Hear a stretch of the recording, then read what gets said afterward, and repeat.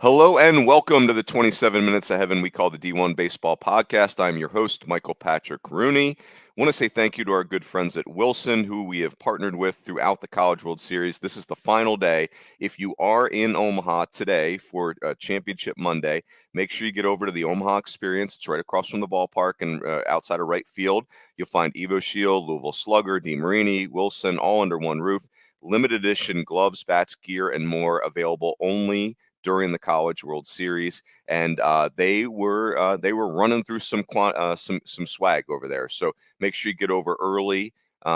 It's been just some phenomenal stuff over there, and we're just thrilled to work with Wilson again this year in the postseason. Super fun to do two shows live in person over there. So really appreciate those folks.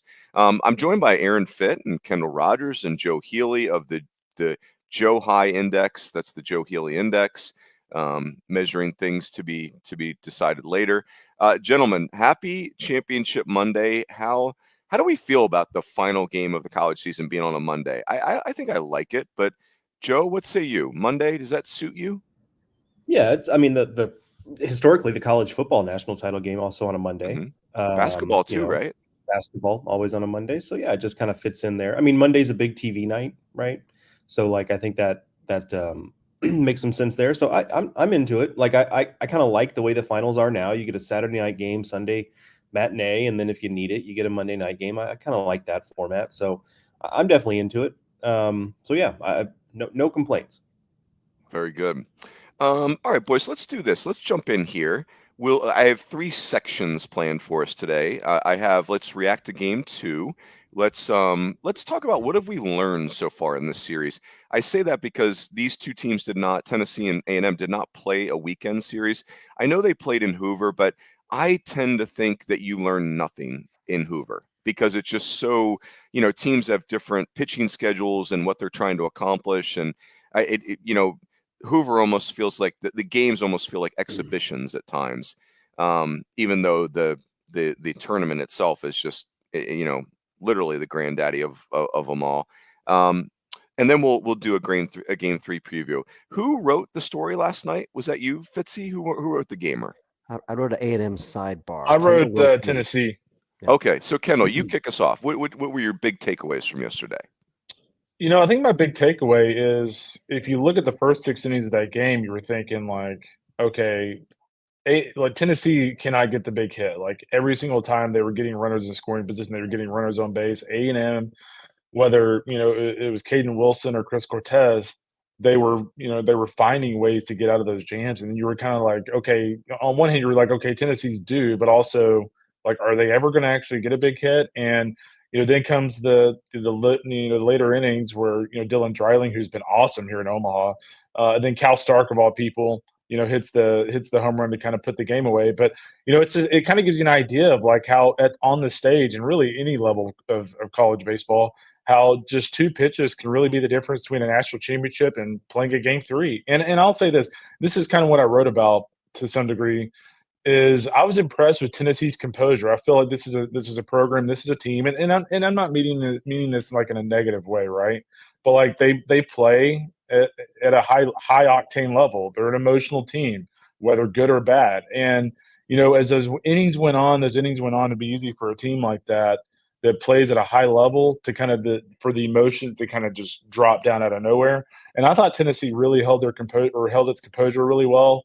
And getting those big hits, the way Nate Snead closed the game out, the way Aaron Combs pitched. So I thought it was just really impressive. For once, I thought they showed a very steady heartbeat in what was very much a pressure cooker situation. And we'll see if that carries over to today. I think back to the way Tennessee ended the first game where they kind of stormed back late and, they weren't going to win the game, but they made A&M throw Evan Ashenbeck, and I kind of look at A&M last night. They made Tennessee go to Nate Snead, and they kind of scared them a little bit. So we'll kind of see. Both teams have kind of landed a punch here, and we'll see what happens today. Fitzy, what was your sidebar about? What did you focus on?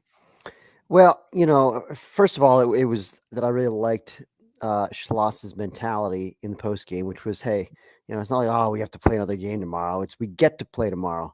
We get to play the last game of the college baseball season. And, I know that's a simple thing. Maybe it sounds like stupid coach speak, but like, I think that mindset matters. I think body language matters after a game like that.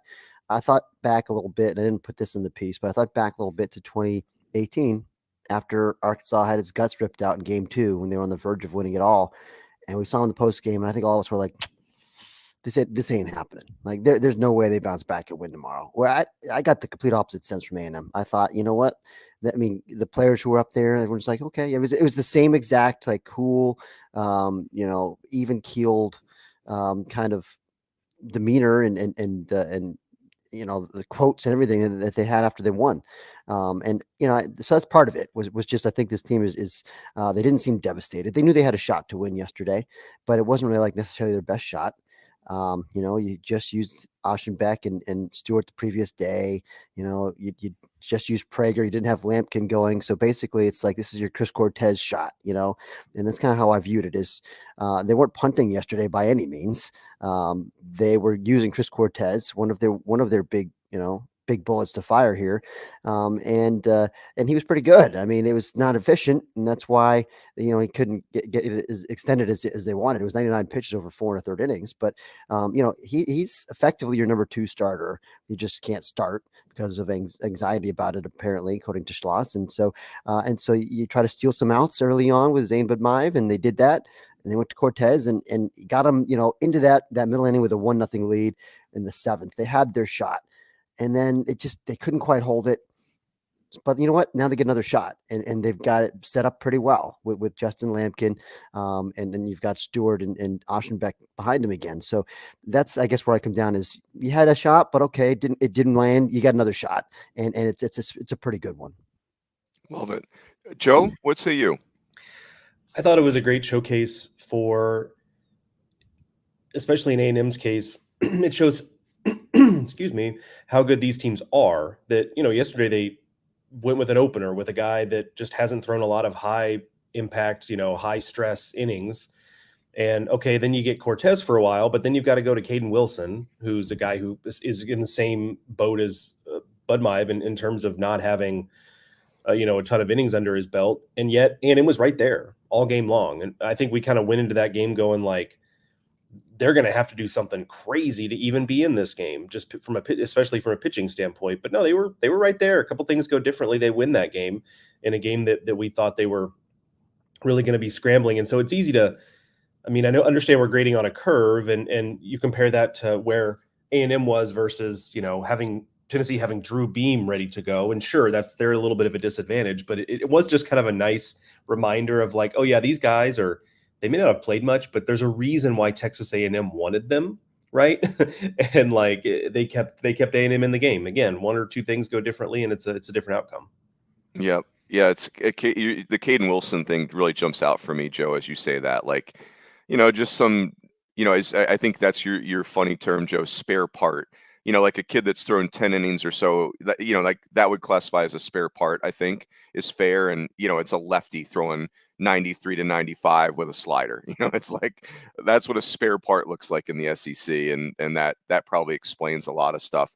I had fun with my Runeservations. Like, one thing I wrote was Chris Cortez, like, hashtag stuff matters. He, the fact that they've worked with him for 3 years and he's really kind of got over the hump this year. He made a mess of some things. And as you alluded to, Fitzy, that caused him to be out of the game probably earlier than they wanted. But like the one inning where he has a leadoff walk to Blake Burke, I think it was. And that's obviously in a game of this caliber. That's a big problem. Tennessee's offense, the last thing you can do is walk the leadoff hitter. And then, especially in a day where it's going to be hard to get a ball out of there. And then, there's a routine 1-6-3 double play ball hit back to Chris Cortez, which he totally bones. And then he just goes 6 pitches and absolutely mutilates Billy Amick and Hunter Ensley. You know what I mean? Like, it's like he's created his own fire. He's burning the stadium down with just giving outs away. And then next thing you know, it's like, yeah, I think we're done here. Strike, strike, strike, strike, strike, strike. You two can go sit down and we'll go to the dugout. Yeah, what's kind of funny about Cortez is like in the postgame press conference yesterday, he made the comment that, starting games gives him a lot of anxiety. And I was thinking like, but wait, walking the first two guys of an inning doesn't give you anxiety? You Yeah. like it's just the mindset of a reliever is just really interesting to me. And also you want to say to Chris Cortez, who seems he seemed like an awesome kid. Like Yeah, he's a for kid that sure. will be easy to root for in pro ball and could accelerate fast. Like I want to say to Chris Cortez, you know who else has anxiety? The other coach and the other team when they see that you're starting, right? With your 100-mile-an-hour power sinker and your 89-mile-an-hour slider that's going sideways. So I thought it was interesting that Blake Burke, like I've been very critical of him, especially last year. He just looked, this is what I wrote. He looked completely lost. Like as a freshman, he looked like a phenom, but he didn't play every day. Last year, he looked completely lost. And defensively, I just thought he was a brutal defender as a sophomore. And he has turned himself into an elite defender. I can't think of a better defensive first baseman. Maybe Nick Kurtz, but like I think Burke has more range. And, he's fielding bunts and like those two tags, like the tag on Drew Beam's pickoff, the tag on the Yeah. back pick, and even Schloss in the postgame said, hey, like Stark and Burke, their back picks, like that's a real thing you have to prepare for. And I'm sitting there thinking, man, how things have changed. He turned a 1-6. I don't think it was a double play, but or 3-6. That's a hard play to make. A lot of first basemen don't even glove that ball. The other thing that I wrote was just A&M's star power at the beginning of the games. It was Grahovic in game one. It was Laviolette in this game, where those dudes are always just lurking. And then finally, one of my big beliefs in the postseason in college baseball is that if you don't have a team with severe toughness, you're on borrowed time. And I think about Cal Stark, like just carrying around that 0 for 16. And then, like they choose not to bunt him in the 2-1 count.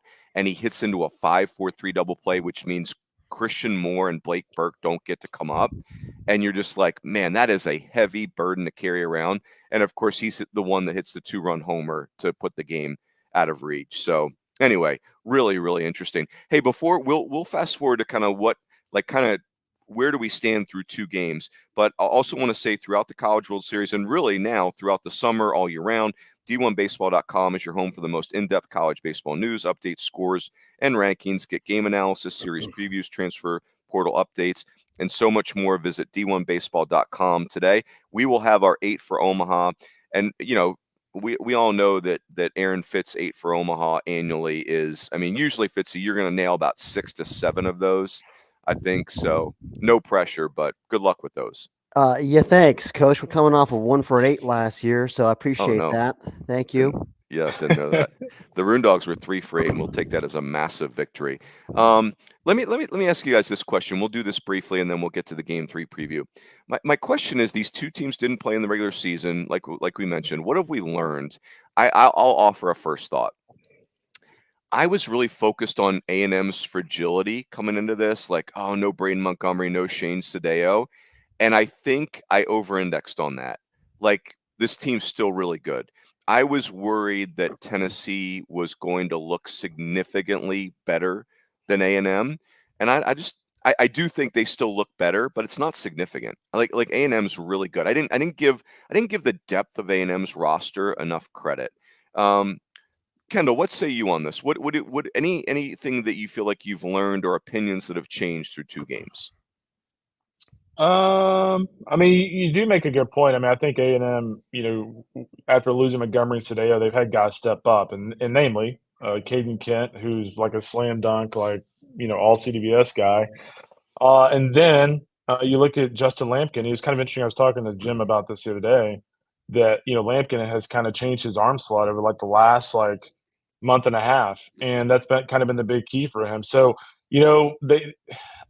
I don't want to call it luck, but you lose Montgomery, Kent steps up in a way that nobody could have predicted, and then Sadeo goes down, and then Lampkin all of a sudden turns into the guy that, frankly, we all kind of thought he could be coming into the year. We all thought, after last year, that he'd be really, really good this year. That did not happen all the way through May, but in crunch time here, he's been very good. So, it's one of those things where they've, to some degree, gotten a little bit lucky that those two guys have basically equaled the production that Sadeo and Montgomery would have probably had. You could even make the argument that in this ballpark, Kent actually matches up maybe a little bit better than like a Montgomery does offensively. Coach, you're muted. You're muted, sir. Tough scene. Oh man, I just muted myself. At least you to saved it start. for the last day. You know what's so funny is I muted myself as I started talking. That was a great play. Joe, here's where I was going to steer you, but you can go wherever you want. Is how has this series played out differently than you anticipated, if at all? So in terms of the results, I don't think it's played out a whole lot differently. I thought, A&M's got a really good shot with Prager on the mound. They did, and they won. And then, after that, things tilt Tennessee's way, and we saw that yesterday.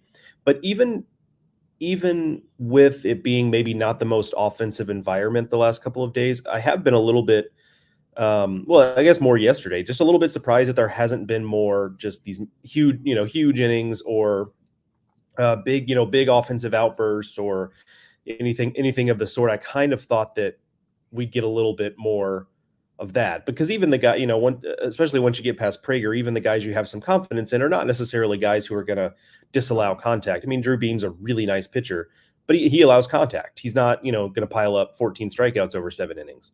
And I thought, hey, that might be trouble against A&M, and vice versa. When A&M seeks contact, Tennessee is probably the last team on the list you want to see when you're seeking contact. So the fact that the scores have been relatively reasonable. I mean, Tennessee got 9 in the opening game, okay, but then it's 5 or less the rest of the way.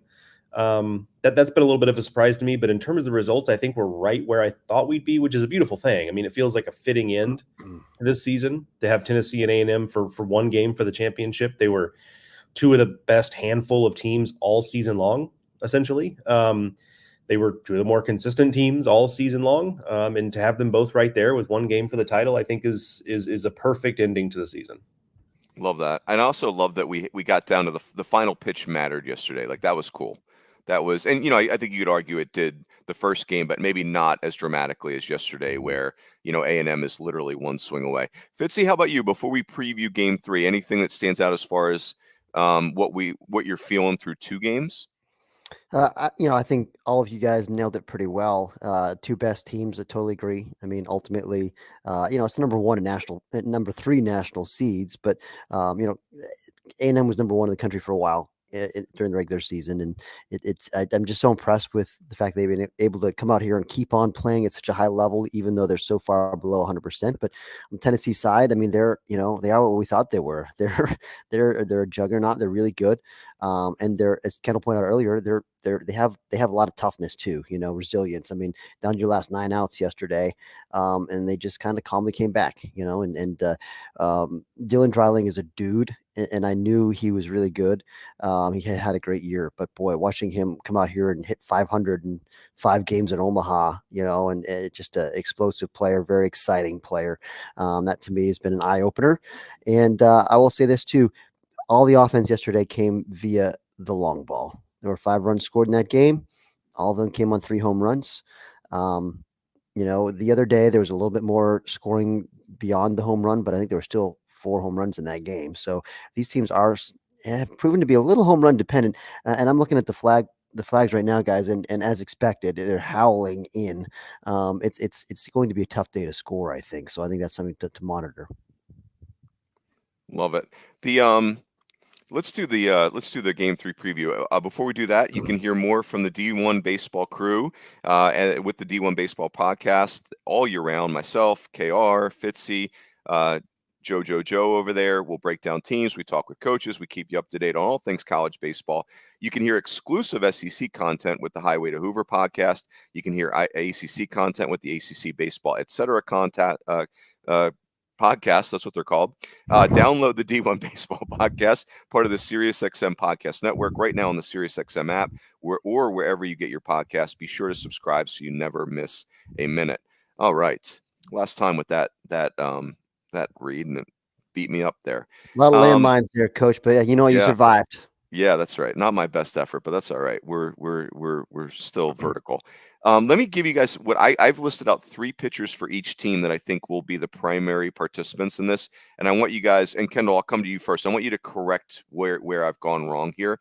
So for A&M, I believe it's Justin Lampkin, giving the ball to Josh Stewart, giving the ball to Evan Oschenbeck. For Tennessee, I think it's Xander Seacrest giving the ball to Kirby Connell, giving the ball to Nate Snead. What do you? Is that feel right to you, Kendall? I kind of feel like you're the everlasting know-it-all. That's pretty Wow. good. That was really good. It's kind of interesting. It'll be interesting to me to see Xander Seacrest against A&M's lineup. A&M does a really good job of working counts. Xander's been awesome the last few starts. The biggest thing for me, though, is once they turn things over to Kirby, we were talking about this last night, is like A&M has seen Cannell really well. It's almost like as soon as Cannell gives up like one hit or gives up a couple of hits, like Tony gets him out of there quickly because he kind of feels like they're seeing him really well. So I think Cannell has to give them a little bit more tonight. But then Nate Snead, we didn't see enough of him yesterday, but obviously he got out of a very tight situation, to win that game. So that's for Tennessee. And then for A&M, frankly, with the way Lampkin has thrown here in Omaha, like if you're Jim Schlossnagle, you feel pretty good. You've got Lampkin. Stewart has been excellent here. His spin rates on the slider have been, over 3,000 on a lot of his pitches. He's been throwing strikes. He's been getting out of jams. And then, of course, if you can turn it over to Aschenbeck, I think the big key tonight for A&M is if you have a lead, don't get too greedy and try to go to him in like the sixth, because I do think you're in a pickle if you put him in the sixth, because I think he'll be out of gas by the ninth. So I think the biggest key for A&M is if they can get a lead, just having enough patience and getting enough big pitches from guys like Stewart to be able to turn that thing over to Aschenbeck, in the seventh and maybe even the eighth instead of having to put him in there in the sixth. But just looking at this game overall, I think I kind of have a little bit more faith in A&M with Aschenbeck at the back end, best reliever in college baseball. Like it's hard for me to bet against him. And I think with the wind blowing in, it makes it where this game's going to be pretty low scoring. Yeah. Yeah. And you mentioned Snead. Yes, he did get out of that situation yesterday, but it was a pickle.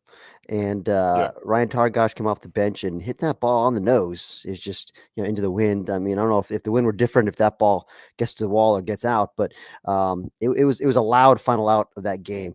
And I do feel like, Snead, he's good. He's throws 97 to 100, but it's kind of a flat, dead zone fastball, and A&M can hit fastballs. They can handle velocity, especially if we're not talking about elite life on it.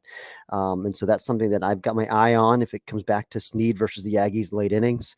And then I'm just really, as you said, fascinated to see this Seacrest matchup. We were talking about it last night after dinner, Coach Rooney. I might steal your point here, but if you're the Aggies, I think you just got to take away the outside part of the plate and dare him to pitch in, at 87 miles an hour, and then hope that you're good enough to react to that if he does try to come in on you. But you take away that outside part of the plate, and I think that'll be a fascinating chess match, I think, for me. Yep. Joe, what say you? What stands out in this matchup for you? I actually I kind of like Xander Seacrest in this spot. Now, first of all, he's been pitching really well, courtesy of our producer in the background, Pat James. In his last 5 starts dating back to the regular season finale against South Carolina, a 1.23 ERA in 29 and a third innings, 21 strikeouts, 5 walks. Yeah. That's obviously really good. Also, I think, look, wind blowing in, big ballpark, guy who throws a bunch of strikes. Like, I feel like that's really, if you're not dealing with a Skeens or a Wake Forest Chase Burns or someone, Hagen Smith, someone like that, that's probably the archetype of the pitcher you want in this situation. Now, A&M does complicate that because of the way their offense operates, but if I'm Seacrest, I'm like, go ahead and work the count. I'm not going to walk you. Like, you're just going to have to keep fouling these strikes off or put the ball in play. Whereas A&M's ultimate goal really is to work counts, draw walks, clog up the bases with runners. I just don't know that Seacrest is going to let them do that if he's on his game. So I come into it with a high level of confidence that Tennessee is going to get something good out of Seacrest. Whether or not it's enough, we'll see. But I like this spot for the left-hander. Yeah, I twist myself all round and round. I'm going round and round with this matchup because the Tennessee offense just feels so frightening to me. Like, it just feels like you're always one moment away from them, just running right over you offensively. Like, that group just, it happens so fast. They turn over that lineup so well. And the approach versus a Seacrest, to your point, Fitzy, he does strike me as a guy where you teach your team that, hey, he wants to throw off-speed pitches and work away and work at the bottom of the zone. And if fly balls are not your friend today, like you have to single a pitcher like that to death. And that's a very old-fashioned message. And today's hitters don't always take that well. And you have to have a team that's really bought in to do that. I think it's one of those things where you tell Jace Laviolette and Gavin Brahovic, hey, boys, you do your thing. But you other 7 hitters, we need you wearing out the other side of the field for singles. Like you can take a base hit from him. But if you're trying to drive a ball in the gap, you could end up with an 0 for 3 and 3 fly ball out. So, again, these things are easy to say. They're hard to execute. Boy, it's just a fascinating item here. I am interested in the composure level of Tennessee. Like Christian Moore almost got himself run out of that game yesterday. Like I thought the home plate umpire, was it Scott? Scott Clyde did a really nice job. And Kendall, you had the tweet that it's like, come on, dude. They didn't avoid you to pitch to Blake Burke, who's the scariest hitter on earth right now. Like that is, I just like I get it. Like today's players are more expressive, and no one are bigger Christian Moore fans than us. Like Christian Moore's been, he's been so fun to watch this year, and I think that's part of why I don't like that. It's like, don't even go near getting kicked out of this game. Like we need you, college baseball, SEMO. We need you in this game. Don't tempt fate. So anyway, I'm interested to see that because Tennessee played really well. I think, Kendall, you might have said it, but they settled into the game and then just played better. But man, early in the game, I would not give them high scores for composure. Am I over exaggerating there? Or? No, they were very, very, very chirpy in that dugout from like the first inning. Yeah. Now here's what I want to do. I want to see more calmness in the Tennessee dugout. I want to see more chirpiness in the press box today, boys. Let's just, Joe, maybe that's what you could evaluate today. Just the tension in the press box. So anyway. I'll look into it. Yes, yeah. Create an index. So that's it, boys. We just made 27 minutes disappear. Well done. Well done. We did that over the last 2 weeks. For all you that listen to the shows these 2 weeks, we had a blast with this. Thank you for doing that. Thanks for being with us all season. And that's it. Enjoy Championship Monday. We are playing for a national title tonight. That's it. We'll catch you next time on the D1 Baseball Podcast.